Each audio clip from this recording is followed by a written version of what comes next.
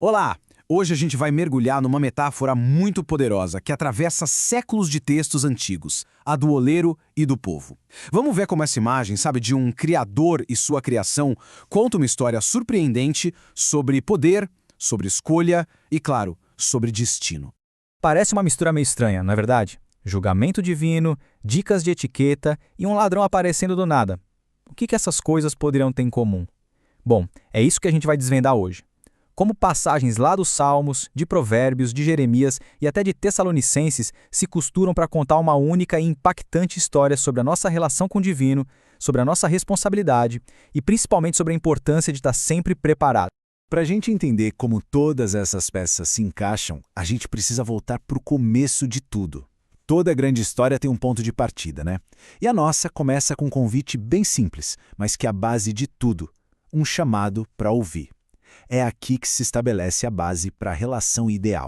E aqui está o ponto central. No coração de tudo, segundo o Salmo 81, não tem uma lista de regras complicadas, não. É um apelo sincero, uma coisa bem mais simples: a disposição para ouvir. É um chamado fundamental para a gente prestar atenção, sabe? Uma escuta que abre a porta para todo o resto.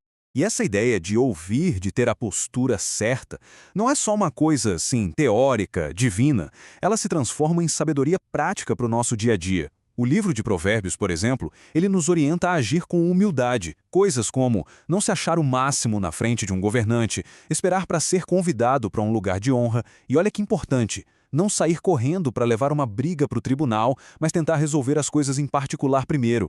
São conselhos que mostram como ouvir e ter paciência moldam o nosso caráter na vida em comunidade. E agora a narrativa nos apresenta a sua imagem mais poderosa, a imagem central de tudo isso. A gente sai do chamado para ouvir e entra de cabeça na metáfora do oleiro e do barro, que vem lá do livro de Jeremias. É aqui que a gente explora essa dinâmica da soberania e da escolha de um jeito muito visual. Então, o que significa essa tal de soberania do oleiro? É a ideia de que o criador, o artesão, tem o poder, tem a autoridade para decidir o que vai acontecer com o barro. Mas, e aqui está o detalhe mais importante que a gente vai ver, o resultado final não depende só da vontade do oleiro, não. Olha só que interessante, os dois destinos possíveis. O futuro do barro não está selado, não está escrito em pedra. Se ele responde, se uma nação se arrepende do que fez de errado, o oleiro pode simplesmente remodelar, restaurar. Mas, se o barro resiste, se ele insiste no erro, aí o resultado é inevitável. Ele se quebra. É o momento em que a soberania do olheiro encontra a responsabilidade do barro. A escolha está na resposta. Mas e quando aquele chamado inicial, aquele pedido para ouvir, é simplesmente ignorado? O que acontece quando o barro se recusa a ser modado? Bom, aí a metáfora se transforma numa realidade bem dura, e a relação, que antes era cheia de potencial, acaba se despedaçando. O que é fascinante aqui é o contraste direto. Dá uma olhada na esquerda, no Salmo. A promessa é de fartura, de trigo mais fino e mel da rocha para quem ouve. Agora olha para a direita, em Jeremias. A recusa em ouvir leva direto para a consequência, para o exílio a servir outros deuses. A conexão de causa e efeito é cristalina e bem direta. E a coisa fica ainda mais séria. O texto de Jeremias não fala só em punição, fala em uma retribuição em dobro. Isso mostra o peso, a seriedade que é atribuída a essa quebra na relação fundamental. Mas a história não termina aí, com tudo quebrado.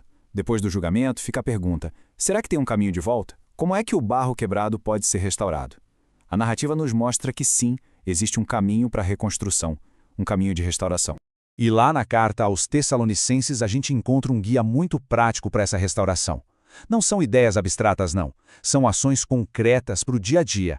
Viver de um jeito que agrada a Deus, o que inclui se afastar da imoralidade, controlar o próprio corpo com santidade e honra, não passar a perna nos outros e, o mais fundamental de tudo, crescer no amor uns pelos outros. É quase um roteiro para se tornar um vaso de honra. E essa frase, olha, ela amarra tudo. O objetivo não é só um conjunto de regras por regras. É um chamado para um propósito muito maior, a santificação, uma vida separada para um ideal mais elevado de pureza e de honra. Ok, o caminho da restauração foi traçado, mas a jornada não acaba com a reconstrução. Tem um elemento final aqui de urgência, de expectativa, a necessidade de uma vigilância constante, de estar sempre pronto para o que vier. E aí vem aquela imagem super marcante, né? A ideia de que o evento decisivo vai chegar de repente, de forma inesperada, como um ladrão na noite. Não é algo que dá para se preparar na última hora. A preparação tem que ser um estado constante de ser. Essa urgência toda acaba criando uma divisão bem clara. De um lado, os filhos da luz, sempre alertas, sóbrios, preparados, vivendo como se estivessem em plena luz do dia. Do outro, os filhos das trevas, dormindo, desatentos, como se pertencessem à noite. A pergunta que fica é, em qual desses grupos cada um se encaixa? É uma escolha entre estar desperto ou estar adormecido para a realidade. Então, no fim das contas, a conclusão é um chamado direto, pessoal, para a ação. A mensagem que ecoa é bem clara. A vigilância não é uma opção, é uma necessidade. É um convite para a gente se manter acordado, consciente e sóbrio. E assim, o julgamento, a sabedoria prática e o ladrão na noite, tudo se conecta. Todos eles mostram a mesma dinâmica central entre um criador e a sua criação. E isso nos leva à pergunta final, uma pergunta que ecoa através de todos esses textos e chega até nós hoje. Na história da nossa própria vida, o que é o barro e o que é o oleiro? A resposta talvez defina tudo.